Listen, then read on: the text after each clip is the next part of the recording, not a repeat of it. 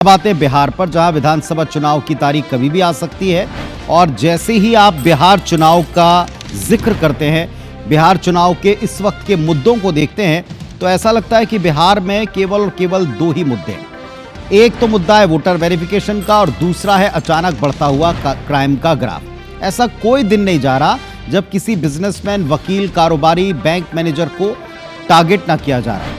अब सवाल ये उठ रहा है कि बिहार में देश के टॉप 3 क्राइम स्टेट्स में शुमार होने की ये होड़ अभी क्यों दिख रही।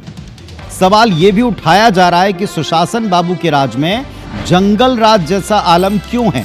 अब ये जंगल राज लालू से जुड़ता था, लेकिन अब लालू की पार्टी उठा रही है सुशासन पर इसी जंगल राज के ताने के साथ बड़े सवाल। रिपोर्ट दिखाएगी आपको।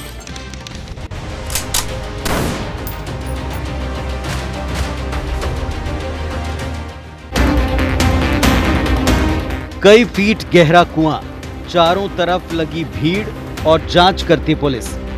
साफ है यहां कोई अपराध हुआ है। इस कुएं से पटना के बैंक मैनेजर अभिषेक वरुण की लाश मिली। अभिषेक सोमवार रात से लापता थे। इसी कुएं से उनकी स्कूटी भी बरामद हुई।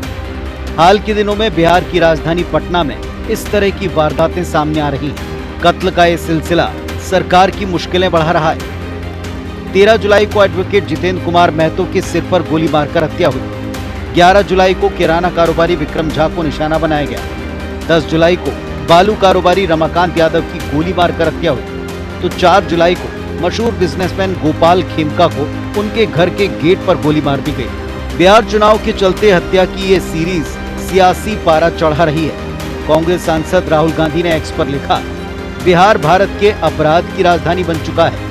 हर गली में डर और बेचैनी। बेरोजगार युवाओं को गुंडा राज के जरिए हत्यारों में बदला जा रहा है। 11 दिन में 31 हत्याएं हुई। राज्य में कथित कॉन्ट्रैक्ट किलिंग इंडस्ट्री चल रही है। विपक्ष जहां अपराध और वारदातों के आंकड़ों पर सवाल उठाता रहा, तो वहीं बिहार चुनाव में बड़ा दांव चल चुके केंद्रीय मंत्री चिराग पासवान पुलिस पर बरसे। उन्होंने एक्स पोस्ट करते हुए लिखा कि बिहारी अब और कितनी हत्याओं की भेंट चढ़ेंगे। समझ से परे है कि बिहार पुलिस की जिम्मेदारी क्या है। बिहार में सुशासन है, कोई ऑर्गेनाइज क्राइम नहीं है।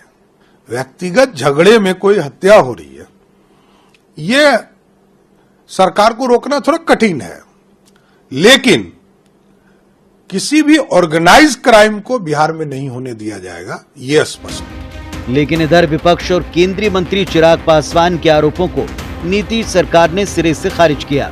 हत्या की वारदातों पर सियासत अपनी जगह है, पर यह कड़वा सच है कि बिहार का आपराधिक रिकॉर्ड चिंता बढ़ा रहा है। राजधानी पटना समेत पूरे बिहार में लगभग 14 दिन में 50 वारदातें हत्या की हुई हैं। बेलगाम अपराधी बिहार में वोटर वेरिफिकेशन के मुद्दे को भी पीछे धकेल रहे हैं। बार बार जंगल राज के मुद्दे पर आरजेडी को घेरने वाली नीतीश सरकार अब खुद कटघरे में खड़ी दिख रही है।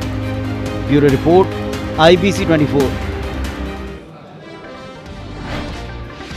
तो बिहार में वाकई चिंता की बात है। सत्ता पक्ष लाख सफाई दे ले कि ये सब ऑर्गेनाइज क्राइम नहीं है, ये सब पहले से प्लान्ड क्राइम नहीं है।